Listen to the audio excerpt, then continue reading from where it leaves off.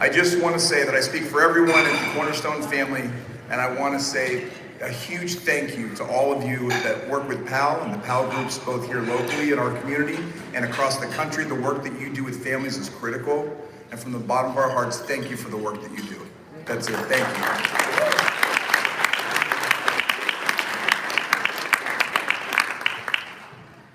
Thanks, Estel. Very much appreciated. And just so you know, in about 4 minutes from now, we're going to get our live broadcast going as well. So relax for a couple of minutes. I'll be back at the stroke of 7, and we'll get things rolling. See you then.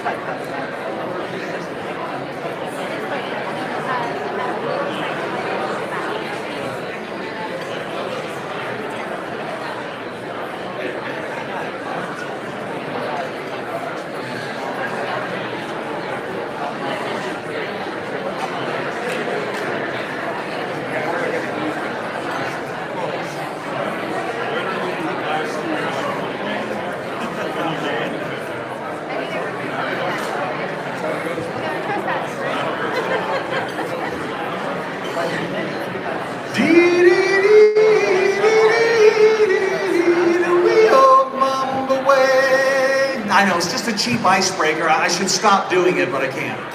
I can't stop. We want to welcome everyone who's watching us online tonight and all of you here at the Sheraton Crescent. Let's let everybody know that we're here. This is the applause part.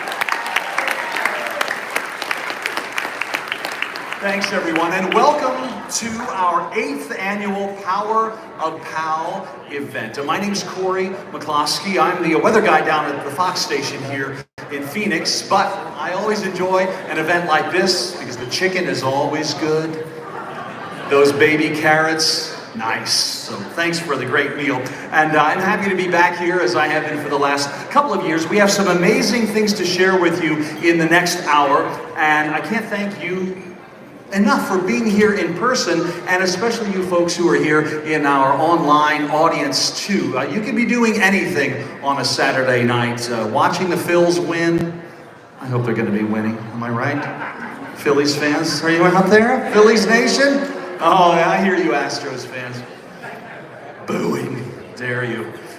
But we want to give a warm welcome as well to a couple of special folks who are here tonight. First of all, we have the founder of PAL with us tonight. And without his foresight and expertise in forming the first PAL meetings, we wouldn't be here. So please give a big thank you to PAL founder Mike Speakman. Mike, would you stand, please?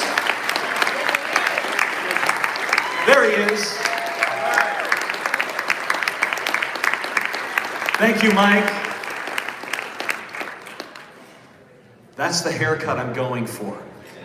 I'm just a couple of years behind you, and so far, so good. And I started growing the mustache about 14 years ago, so I'm still trying to catch up. Also, we would like to thank our friends at the Phoenix Police Department. Thank you so much for keeping us safe and doing all that you do every day, representing the department tonight. Would you please stand? We have Commander John Rodman. Thank you, John. Much appreciated. So, just tuning in tonight or being here tells us that this is something that's important to you, and we're glad that you're here. PAL is doing tremendous work, not just here in the Valley, but all around the country, bringing hope to hurting families. And I know, looking at a crowd like this, there are 300 or so of you here. There must be 1,000 stories here tonight, and I know they are heartbreaking, many of them, but we're here to give you hope. And so tonight we'll be celebrating some of PAL's success stories, and if you're looking to join PAL's efforts, their mission, by supporting them financially, you can do that as well, and you can help to spread the hope wherever it's needed. So tonight you'll hear what PAL has been up to, some exciting new things on the horizon, and how PAL continues to touch the lives of families. So first, let's get a little update on what's been happening with PAL. Take a look at the screen.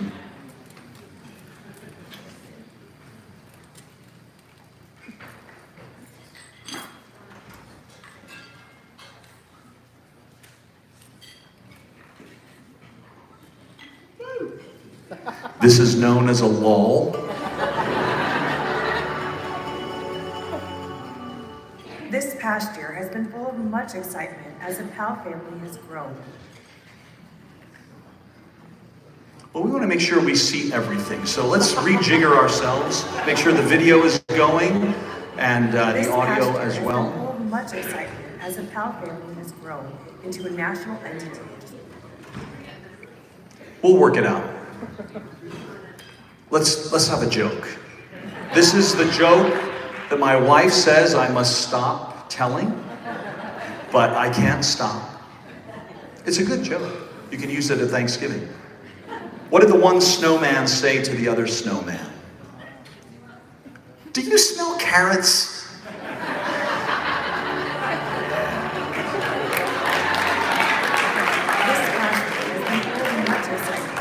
Okay, you asked for it.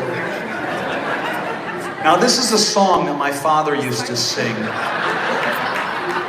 We'd be taking a Sunday drive, we'd have gotten our ice cream, and we're out among the back roads, and maybe we could turn the volume down just while we get the audio or the video hooked up. You guys will get it sorted out. Anyway, back to my dad in the car. he would sing this delightful tune, and we'd be back there loving it. In fact, let me dedicate it to someone. Miss, what is your name? Lisa? This is for Lisa. Are you accompanied by this police officer? Oh, good. Lisa, I love your chestnut hair, oh Lisa. I saw it on the chair. I love your teeth so pearly and white. Just like stars, they come out every single night. Oh Lisa, I love your wooden leg. I love your glass eye too. Half a woman, half a tree. You're the only girl for me. Oh Lisa, Lisa, it's you.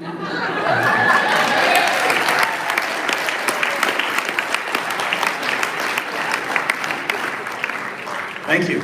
I see the crowd has grown larger around the laptop over there. So, ladies, you're here with some gentlemen tonight, and we love you. We would not be with you if we did not love you. That's why we're together tonight. I do love the... This past year has been full of much excitement as the PAL family has grown into a national entity in just a few short years. Despite the challenges that arose due to COVID, PAL has continued to open meetings around the country. We opened our first online Spanish language nationwide meeting, and we also began our first in-person Spanish meeting in South Phoenix. To reach underserved audiences, we opened our first meeting for the Native American community based in Nebraska. Using live streaming, we provided information to meeting participants like working with the DEA to bring the latest updates on drugs and available resources. We've also used video to help attract new facilitators and give content-specific training to our current facilitators. Researchers from Northern Arizona University continue to look at the impact PAL has on families and their loved ones. This gives us valuable feedback about making improvements to the PAL program. PAL is now recognized as a content expert throughout the country. Recently, Executive Director and CEO Kim Humphrey addressed attendees at a fentanyl forum, and two of our facilitators presented at national conferences. Further, PAL was represented at the first DEA Family Summit in Washington, D.C. PAL continues to be featured in media coverage across the country, one of the best ways we gain credibility with the public. With the opioid settlement slated to begin distribution throughout the country, Kim Humphrey has been asked to be a source of many printed and televised news stories. PAL has used social media to keep followers up to date with regular posts on Facebook, Instagram, Twitter, and LinkedIn. We contracted with an outside marketing firm to create paid advertising campaigns, resulting in PAL's name being on over 3.1 million paid impressions and attracting more than 50,000 new visitors to the website.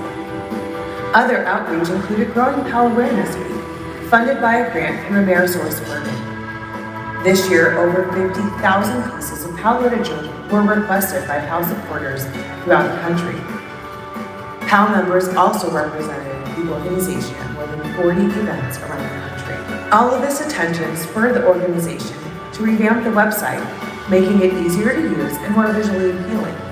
Additionally, PAL earned the Platinum Transparency Seal from Candy, showing that PAL shares clear and important information with the public.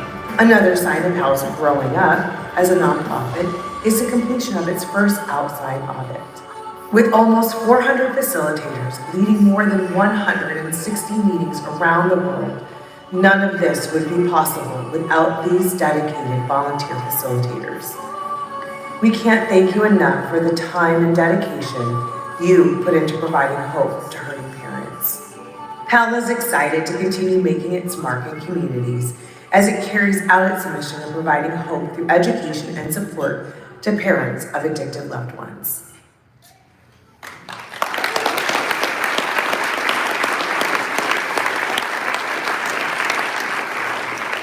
Boy, how many times did you see the phrase, "You are not alone"?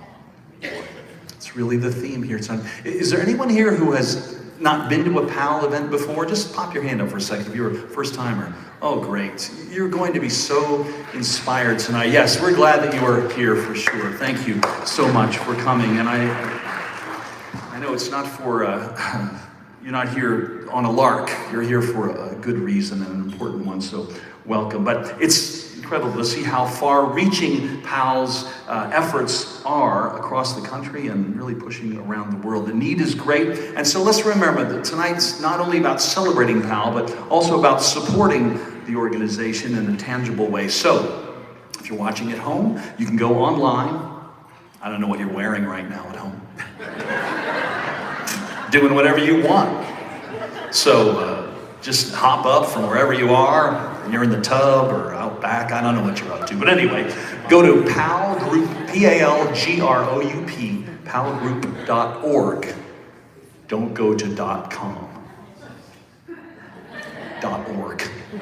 Don't ask me why. No, palgroup.org. Anytime this evening, and click on Donate Now. And you'll be able to make it happen for PAL. So thanks to the generosity of a couple of individuals, we're starting the night on a great note. We've already had $15,000 donated, and that is a matching $15,000. Yep, so that'll be matched. So that means if you donate tonight, your $1 will become $2, and your 100 will become 200, all the way up to that $15,000 mark. So thanks so much to those generous folks. So why PAL? People ask that. You could be donating to any number of organizations, but why this one? Well, we already know that PAL works, and we have way too many people who have told us how it has benefited them. Among them, Karen Butcher. She is one of our facilitators in Kentucky, and she's here tonight to show you how PAL has made a difference in her life as she makes her way to the stage. Take a look at Karen's story.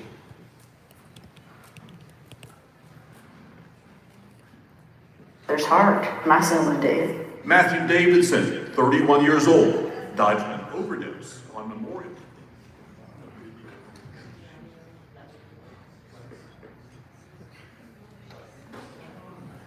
Heart. My son was dead. Matthew Davidson, 31 years old, died from an overdose on Memorial Day, 2020. But I just remember crying out, I wasn't ready to let you go.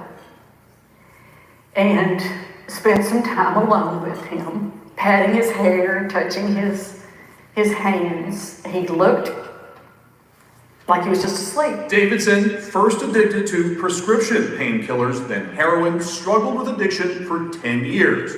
This isn't my first time I've been in a program. In and out of recovery, overdose.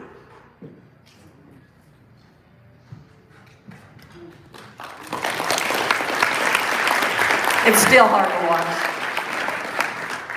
What do you do when you're desperate? Do you fall to your knees and cry out to God? Do you talk to a trusted friend? Maybe go to a counselor? Search the internet for resources and answers. I did all of those things when I found out Matthew was addicted to opiates. One click led to another click, which led me to PAL and Mike Speakman. I'm so thankful I found PAL. You know, I knew from the onset that if I was hurting and this was happening in my family, it had to be impacting other people in the family where we live, my husband, Gene, and I in Kentucky. And I decided to start a PAL meeting, and we were the first one in Kentucky. We have, I don't know, 9 or 10 now. You know how the pandemic put a halt to some things. I think some are still on hold.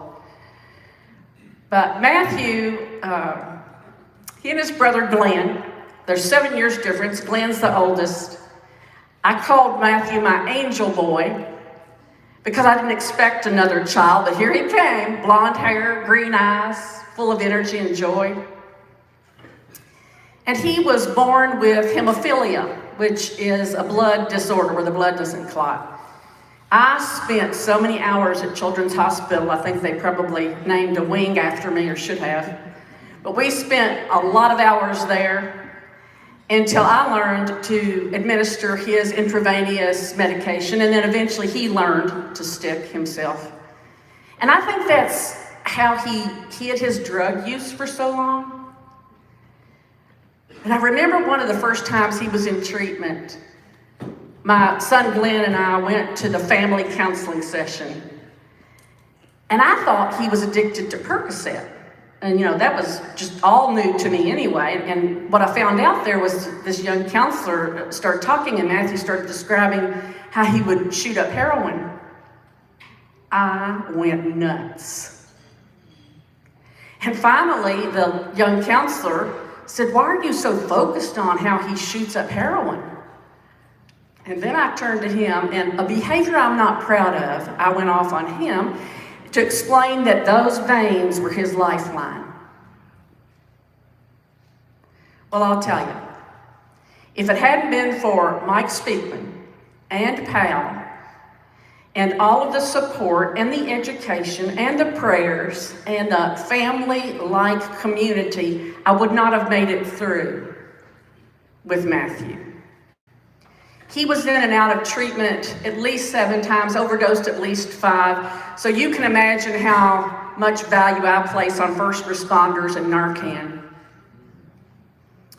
But that help and support from Pal is like no other. And there are people who don't understand that this resource is available for parents. That's why we've got to speak out. We've got to let people know this exists. And I'll talk a little bit more about that. But when Matthew, in 2020, February 2020, Matthew went to his job as a bartender at a local restaurant, and there was a note on the door, and it said, "We are closed for good." 1 month later, our state shut down because of the pandemic, and the perfect storm began. Isolation, no job, no purpose, stimulus money and unemployment money coming in. On May the 25th, shortly after his 31st birthday, Matthew took his final dose of what he thought was heroin, and it was highly laced with fentanyl. And that was the worst day of my life. I've grieved a lot, and it's been 2 years. About 8 months after his death, Kim Humphrey contacted me and asked if I would be interviewed by a reporter from NPR. They wanted to do a story on a parent who'd lost a child during the pandemic due to overdose. Well, it's kind of like how I feel about creating awareness. If we're not aware that we have a problem by now, then we've got a worse problem. So I said I would do that on one condition, that I could promote PAL and not focus on the sensationalism around how many overdose deaths there have been during the pandemic. And the guy did a great job. Shortly after that, I was contacted by Spectrum News in Kentucky, and the lady came to our house. She did a great job of capturing that grief. She let me tell stories about Matthew. I showed some letters that his friends had written at his funeral. And then this beautiful quilt someone had made me, made of his dress shirts. He loved to look good. She captured the grief well. And then shortly after that, the little clip you saw of CNN, and they came down from New York. In fact, I told the reporter, Miguel, that I was speaking tonight, they were going to show a clip of that. And we still stay in touch. But after all of that, I was so emotionally exhausted. And I thought, how do I keep doing this? It took me a while to recover every time I would do one of those interviews. So finally, I asked my coach how I could get through this grief. And she asked me a question. I'll never forget this. What would it be like to focus on Matthew's life and how he impacted the world rather than on what you've lost? That was a resilience builder for me. I took that new perspective and I decided that I would become an even greater noisy advocate for treatment and recovery. Thank you.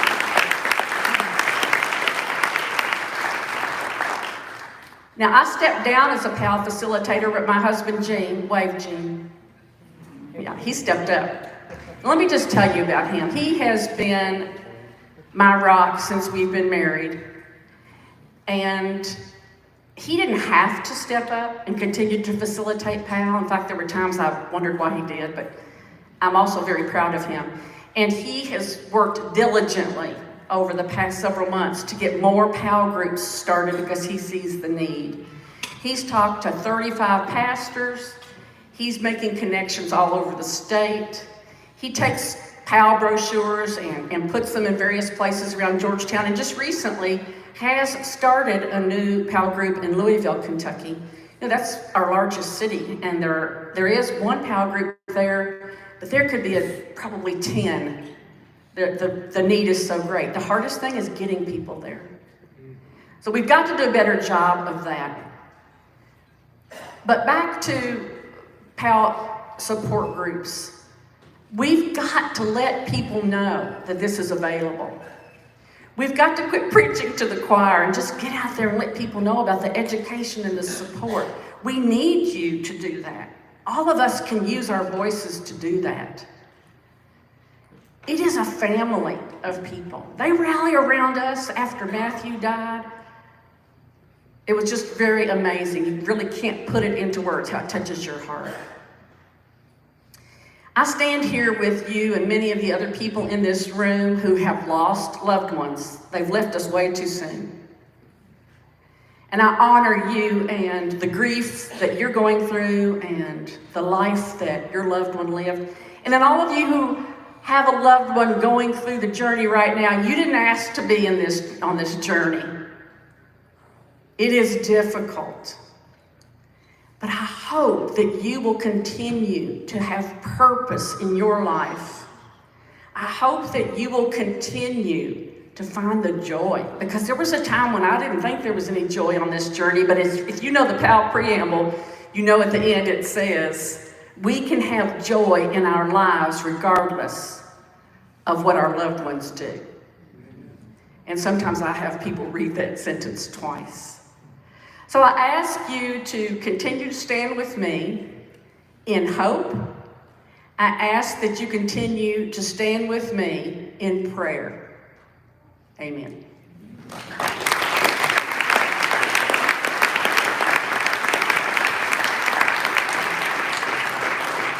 Thank you, Karen. Thank you, Gene. Inspiring and much needed. Thanks so much for sharing your message, not just here, but all over the country. Now, our keynote speaker tonight, impressive, and a lot to say, and not much time to say it, so we'll get right to her. It's my pleasure to introduce her. Sherry Oz is her name. She's the special agent in charge of the Drug Enforcement Administration's Phoenix Field Division. It's a mouthful. SAC is her acronym, SACS, Special Agent in Charge. But while it's one of the smallest divisions geographically, this Phoenix Field Division is also one of the busiest. Her wide breadth of experience and assignments, along with her ability to organize complex long-term operations involving state and local and federal agencies, foreign agencies as well, have made her the perfect choice for leading a division that sits as kind of a choke point for the illegal drugs coming into this country every day. In 1996, Special Agent Oz began her law enforcement career with the Phoenix Police Department, and she began as a patrol officer and then a field training officer. And after that, it didn't take her very long, about 6 years later, she joined the ranks of the DEA in 2002 as a special agent. Now, in March of 2020, she reported to lead the Phoenix Field Division, and it was a promotion and a homecoming, and her greatest set of challenges yet to come. In October of last year, the most violent DEA shooting in more than a decade devastated the Phoenix Field Division. And Sherry tendered healing and inspiration to her team of more than 400 people who were reeling from that tragedy. And she continues to lead the DEA Phoenix Field Division as she partners with other law enforcement agencies across Arizona, curbing drug trafficking and pursuing criminals. So, it's my pleasure to introduce to you Special Agent in Charge, Sherry Oz. Sherry.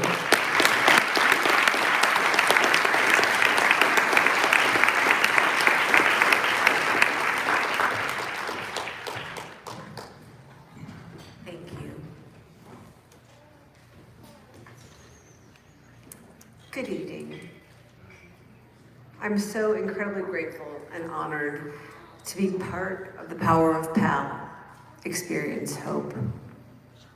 We are facing a threat we have never seen before, and tragically, last year, 107,622 American lives were taken by drug poisonings.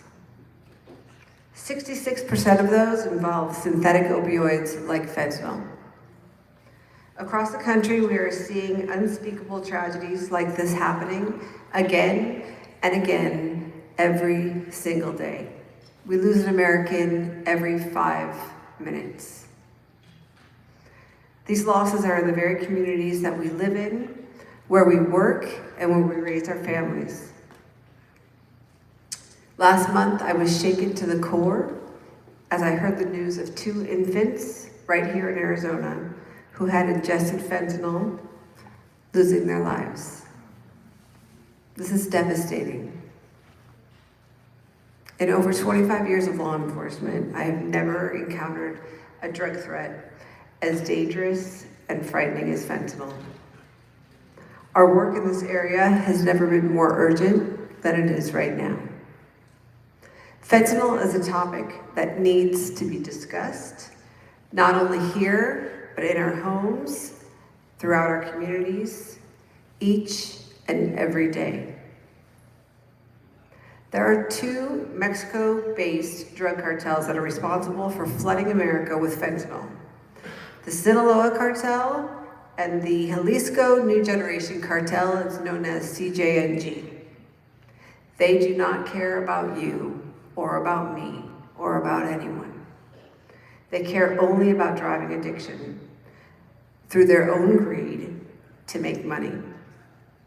The Sinaloa drug cartel specifically is responsible for the tidal wave of fentanyl that is coming into the state of Arizona. It's distributed here and then redistributed throughout the rest of the United States. In fact, the fentanyl that comes into Arizona is proven to go to every single state in the United States. That's how busy we are. These cartels are responsible for taking lives every day. 1 American every 5 minutes.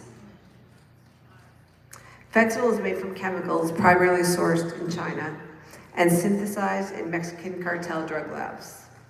Their illegal drug labs run 24 hours a day, 7 days a week. They contribute to an endless supply of synthetic opioids. Plant-based drugs like cocaine and heroin rely on crops and manpower and the environment really to harvest. They have to be processed, packaged, transported, distributed. Synthetics, you make it very easy and quick, and it's unquantifiable. Drug cartels moving chemical-based drugs means there's just no limit to how much these cartels can produce. DEA Arizona is seizing record amounts of fentanyl powder and fake pills containing fentanyl. The cartels continue to disguise this drug in a variety of ways, which have been found in other illicit drugs, such as cocaine, methamphetamine, and heroin. Currently, we are seeing powder and fake pills containing fentanyl in a variety of colors, which is a marketing ploy to make them seem less dangerous. Do not be fooled. 44% of the pills that DEA seizes contain a potentially lethal dose of fentanyl. During COVID, while we were all experiencing a change in our daily lives and our social interactions, the drug cartels were hard at work. They figured out a way to get right into our homes. All of you and all of your children have one of these. And on these devices, we usually have a variety of social media platforms The drug cartels are using this and social media platforms to advertise and sell drugs. This makes fentanyl so easily accessible. When I first began my career, drug deals were made primarily face-to-face, but now that's no longer the case.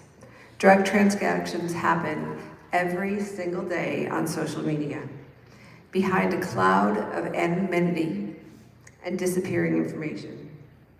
Cash apps are used for payment, and drugs are simply delivered to your location just like a pizza.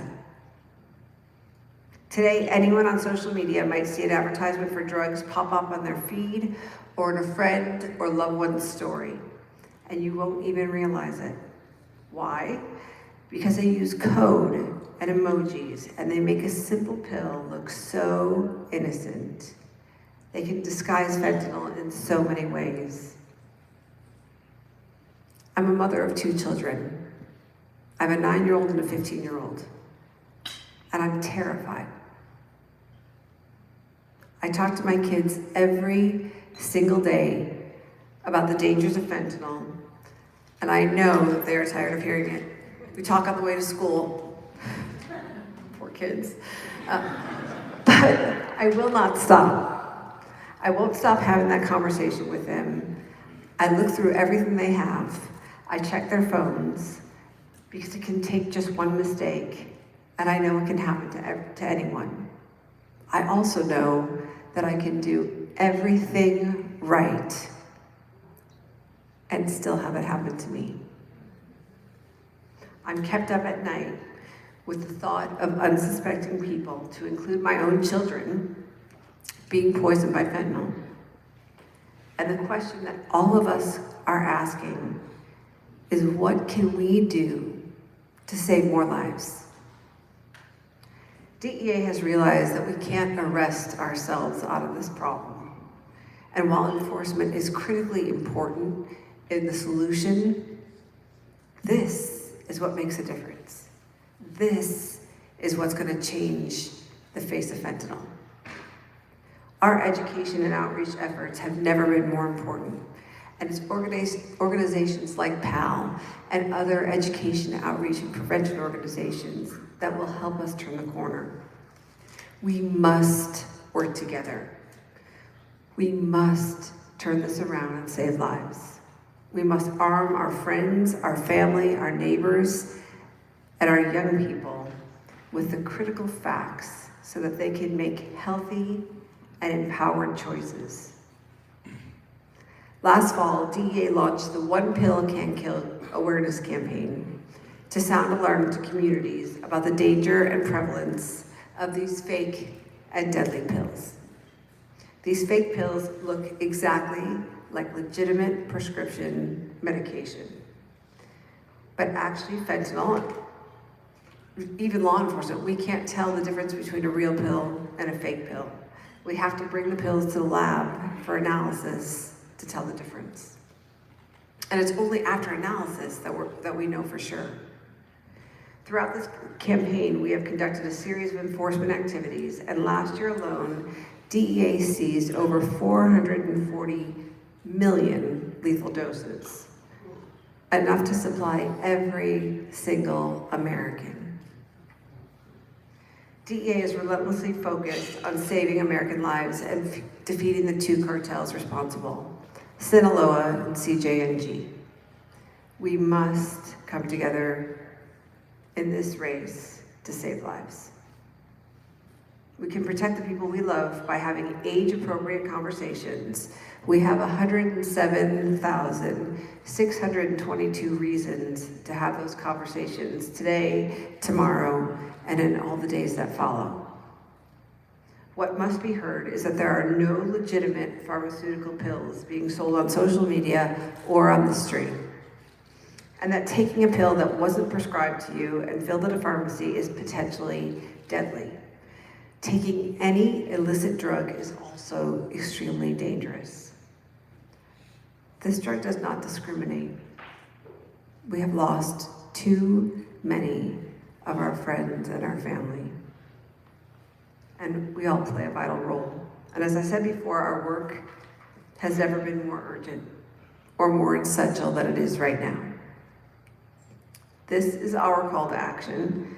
It is why we do what we do every day. And I promise you, DEA will not stop. I need you all not to stop either. You have to commit to being the change. The topic of this event, Experience Hope, is exactly what we must embrace. And being here in this room with you, united in hope, I know we're gonna win. I know. Hope. We are better together, we are stronger together, and we can turn this thing around. Thank you.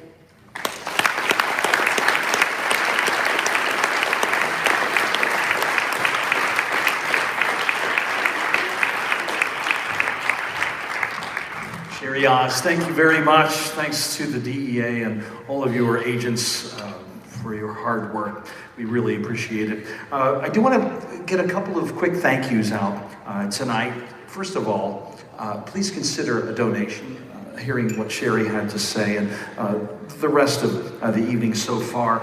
You can donate in person here in this room or online as well. Remember palgroup.org, and you can help to further the tremendous work that PAL is doing. And also, PAL, of course, operates on the strength of its volunteers.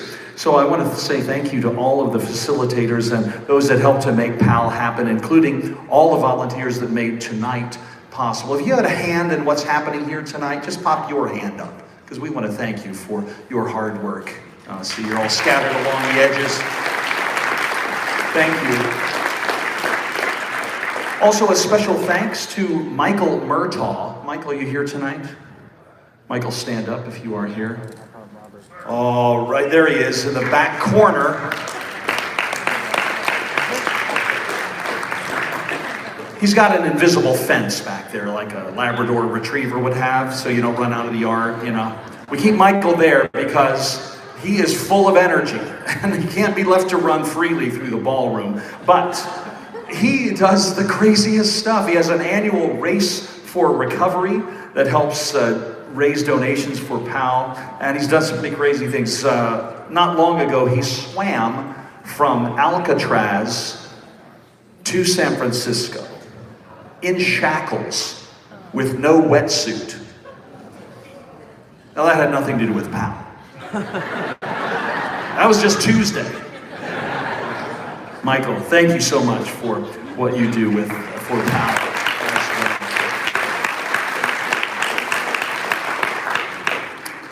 And now a special welcome to another PAL mom who knows all too well what tonight is all about.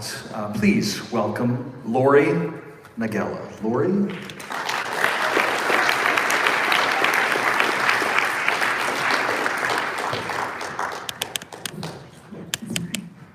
Can you hear me okay? Okay. Thanks for letting me share my story. My husband Don and I have been married for 43 years. We had our first child, Don, in 1981. He was our everything, such a cute and happy baby.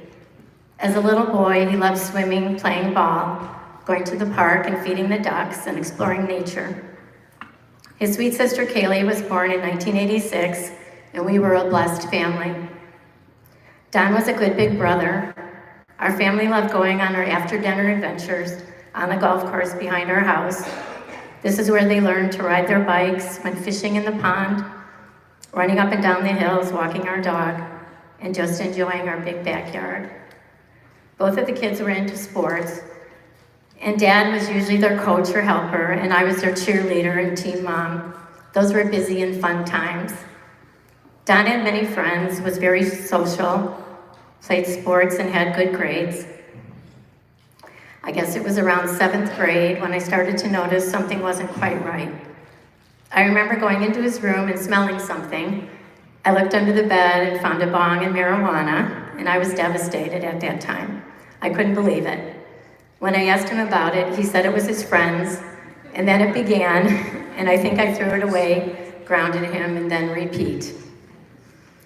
In 8th grade, his appendix ruptured, and I was in the hospital with him when they gave him pain medication.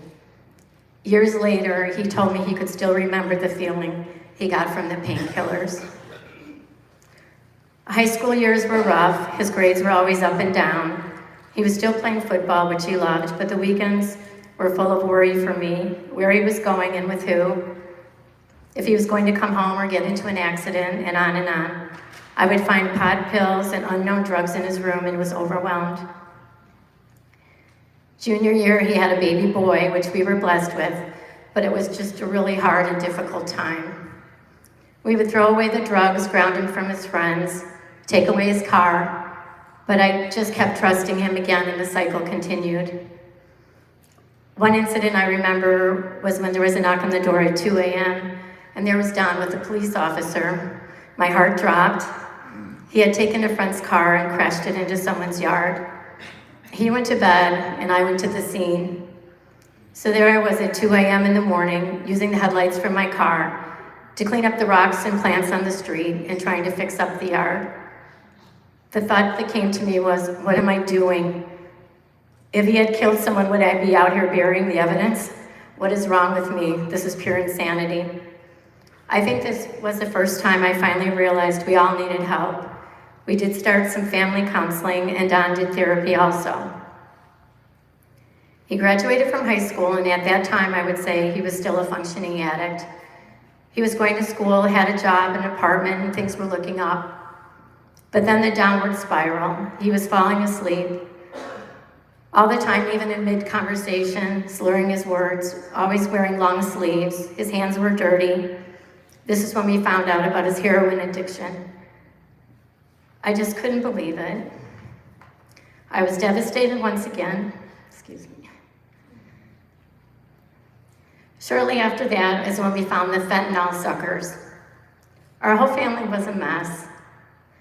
The next 4 or 5 years consisted of rescuing, enabling, fixing, pleading, crying, ignoring, making excuses. My husband and I would always be asking each other, do you think he's okay? It's not really that bad, is it? I think he seems better today. It's amazing what you can deny. It really was a nightmare that I couldn't wake up from.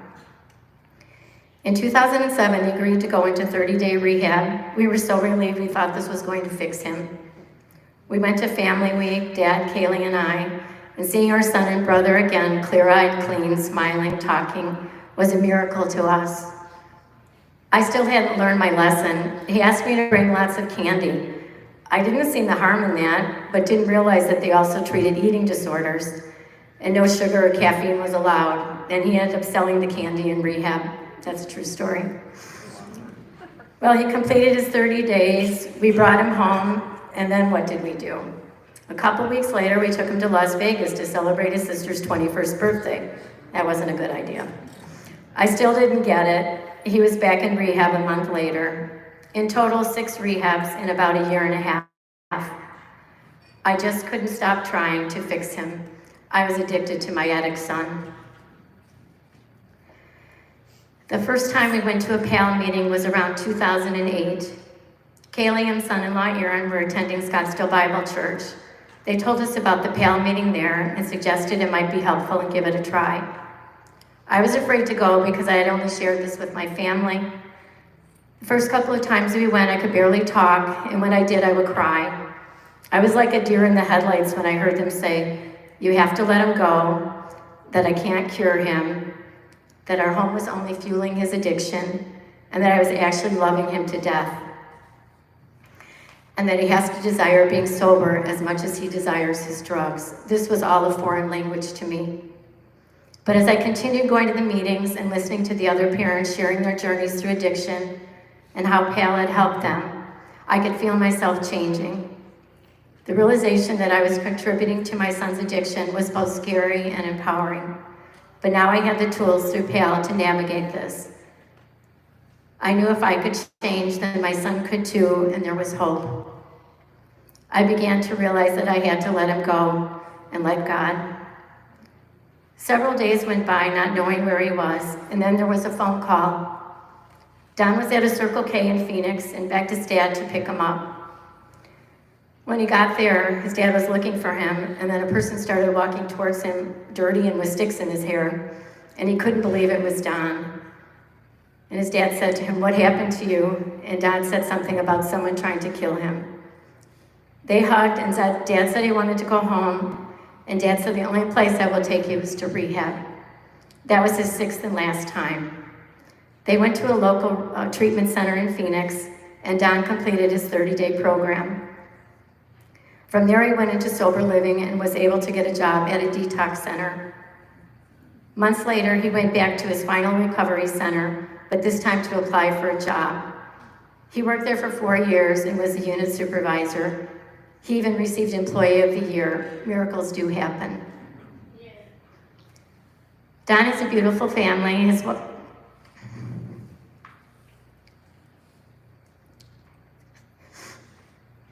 His wife, Lindsay, and 3 kids.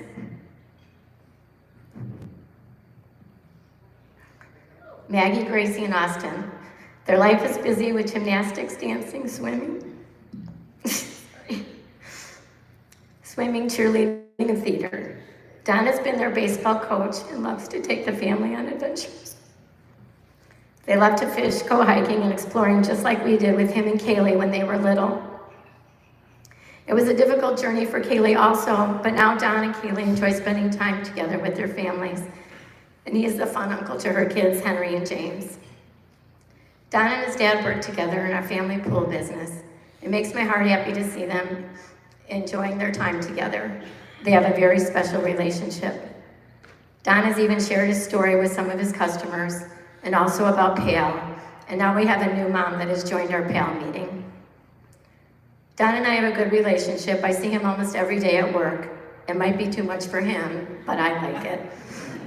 Sometimes it's still hard to let go, but this is where going back to PAL has helped me once again. I just love him, and I'm so grateful to God for his rescue story and to still have him in my life. He's 13 and a half years clean and sober, which I am blessed to say.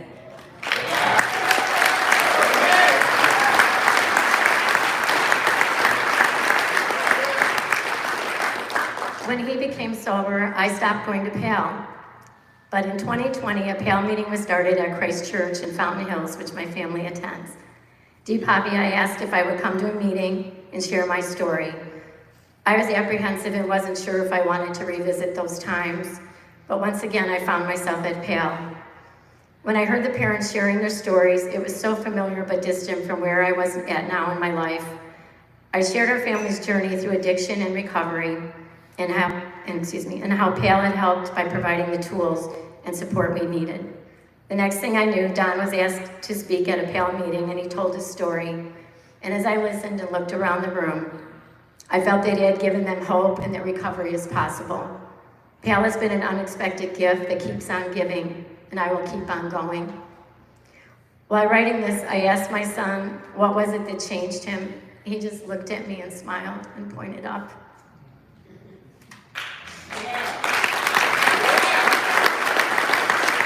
And my whole family is here tonight. Don and Kaylee and Lindsay and Don. Stand up.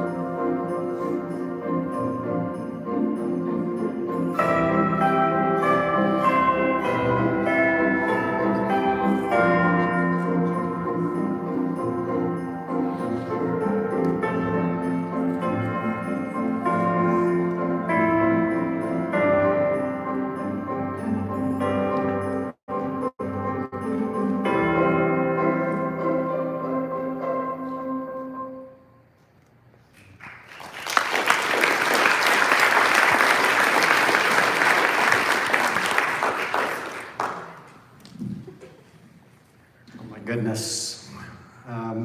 Most of you know me, but my name is Kim Humphrey, and I have the privilege of working at Parents of Addicted Loved Ones. And it was funny, I was talking to somebody right before this started, and they said something about me, you know, working here and why or something like that. And I said, well, there's one really good reason. It basically saved our lives.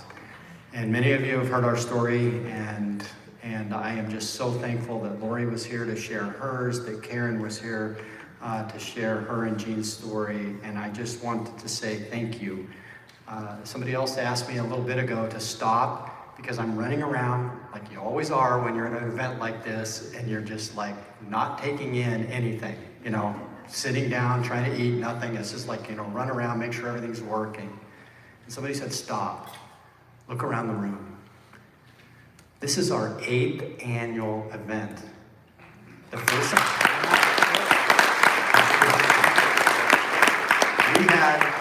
we had a fraction of this number of people at our first event, and it just is amazing to look around and see so many people that care about this issue, that care about PAL, and that really want to make a difference. And the fact is, the game has changed. When this drug fentanyl came out, and we've been dealing with it now in our PAL meetings on a regular basis, it's changed everything.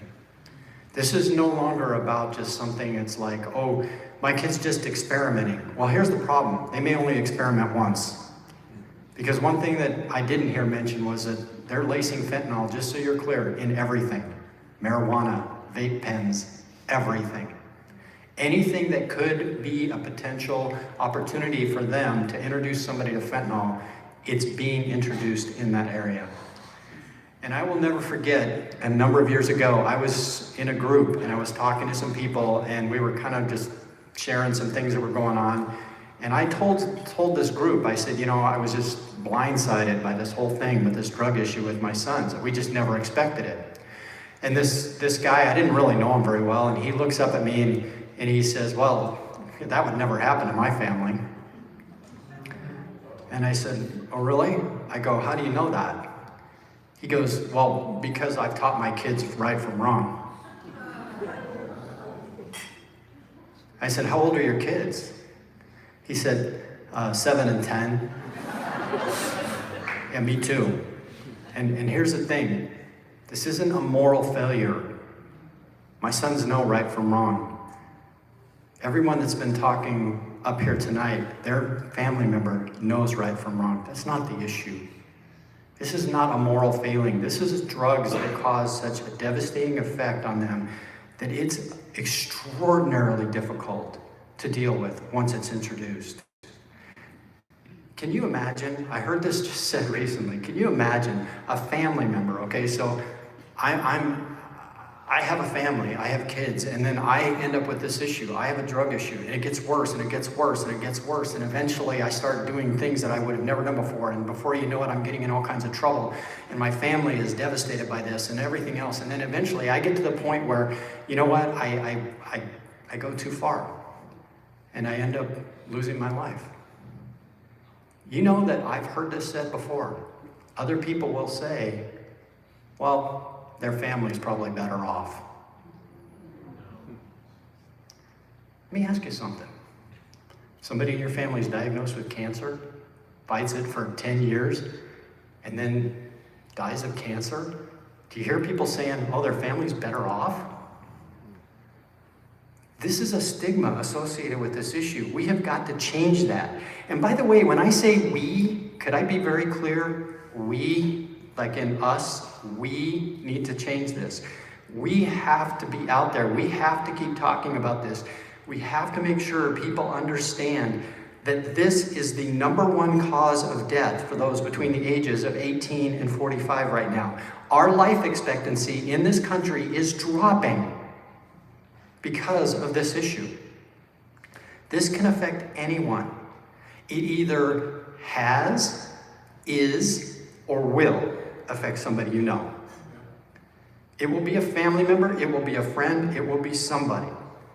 And I remember back when PAL was forming, and we were having a conversation, and there were several people, and I was talking to somebody that wasn't really involved, and I said, one of the things we're going to have to do is we're going to have to do fundraising. We're going to have to raise money. And this person looked at me, and they were being very sincere. And they said, but I don't understand, why would I want to donate to something to help the family? Because they're not the ones with the problem. I want you to look at Karen and Jean. I want you to look at Lori's family. I want you to look at all the other families here. And I want you to think about what that individual said. It's a family problem. It's a family disease. It affects everybody. It affects our community. It affects my friends. It affects my extended family. It's important that we get to the point where we see that we can work together and we can make a difference on this. And I just want to say thank you to individuals like Karen and Jean that came tonight.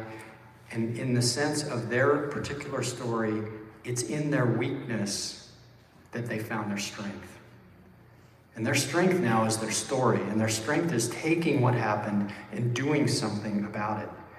The same can be said for Lori and her family by being here, by being willing to stand up in front of this room and talk about it is a big deal.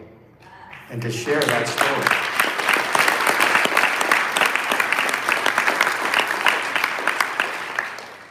Can I just say that I am thankful that people were willing to come to a POW meeting when Michelle and I were there? Because it was the fact that other people had gone before us and they were willing to share their lives and share their stories and walk beside us and help us when we were there and we didn't know what to do.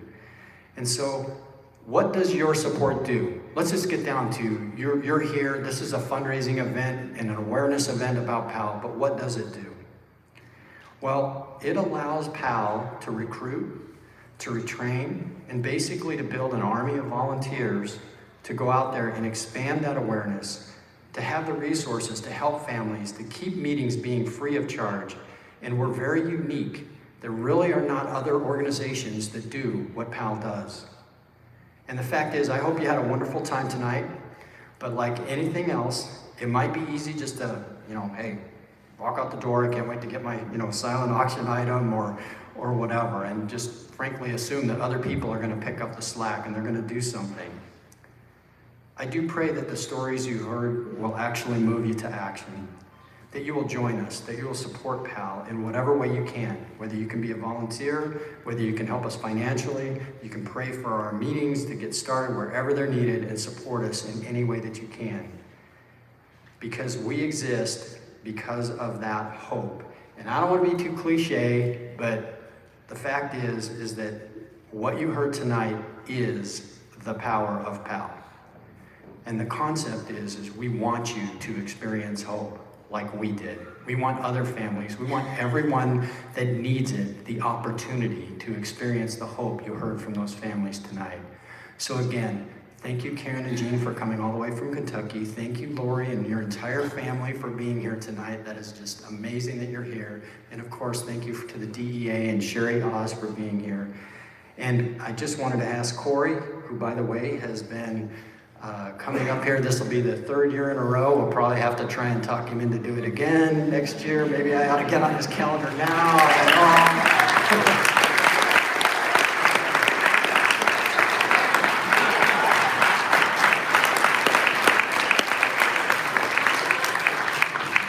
So thank you. And Corey, I think you have some final parting thoughts. Yeah, well, now, as long as Kim is standing up here, I hope that you get to meet Kim if you have not met this man, and I hope you get to hear his story. There's nothing that your family is experiencing right now that Kim and his family have not experienced, and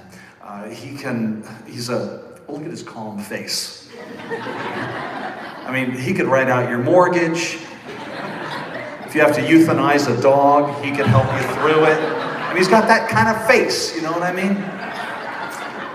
But yeah, he's a steady guy who loves people and loves you and what you're going through, and he has a lot to say. So please find a PAL meeting if your family is in this situation. If you haven't found one yet, do so. If you're watching online, get onto the website. You can find one close by. So quickly, we're wrapping things up right now. And there are donation cards on your tables. If you haven't seen them yet, there's a QR code. Young people, explain that to the gray-haired people at your table. I just learned about QR codes. I'm very excited. But they really do work. They take you to where you need to be to help make that donation easier. And if you want to do it all at once, that's great, but the monthly support is so important so that PAL knows what's coming in. I mean, we all have budgets, and it's much easier for PAL to know what's coming in month by month, and that really makes it, it really helps a lot. So look for those hard copies. Also, you can donate online, as we know, palgroup.org. Am I correct? It's not groups, just PAL Group.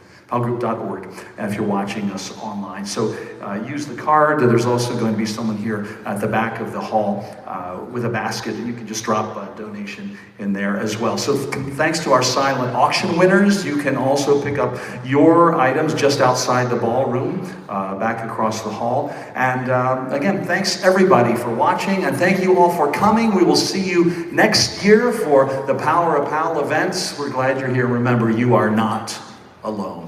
Good night, everybody.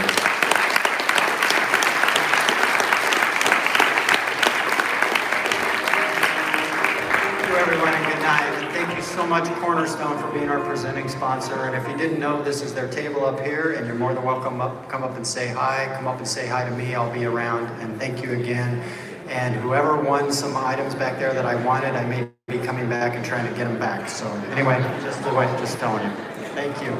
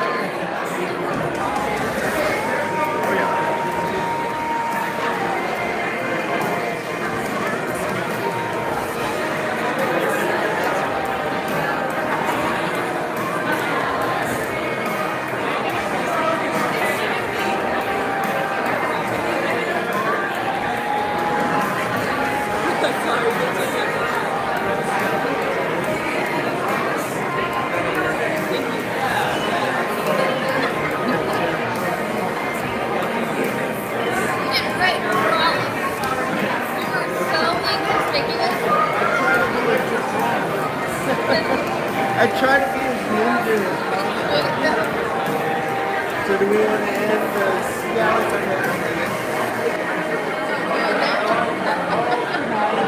We're in there talking about I'm gonna walk around just for a minute.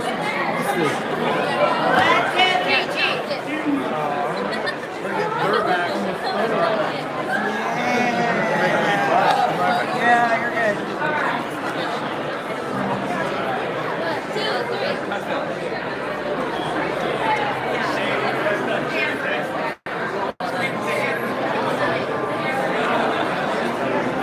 Sometimes it's easier to jump to conclusions.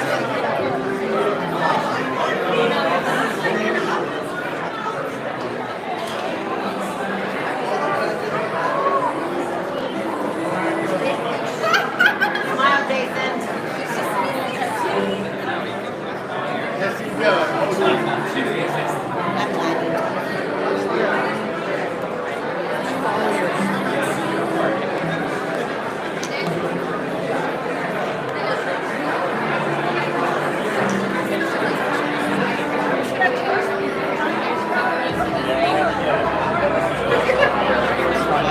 Yeah, she was mad. I said,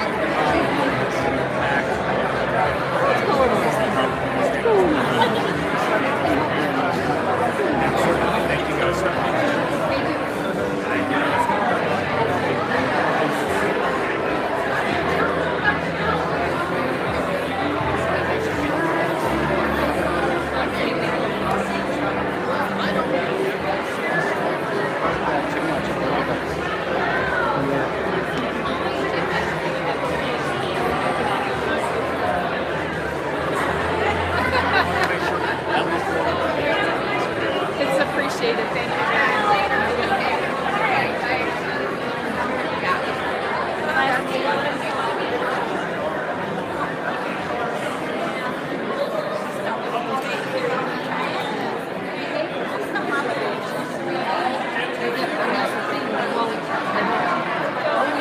you.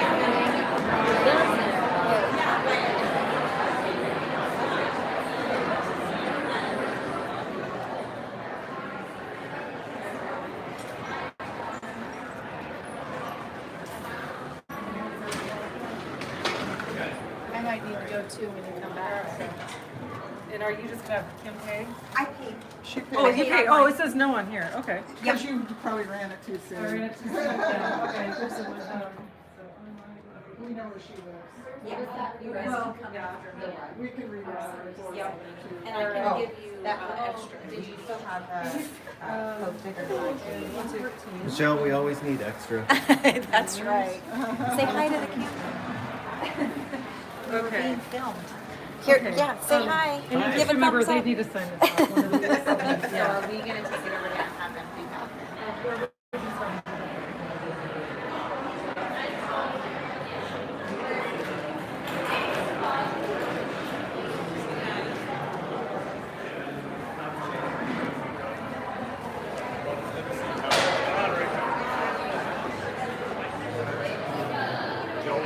Did I lose it? No, there it is.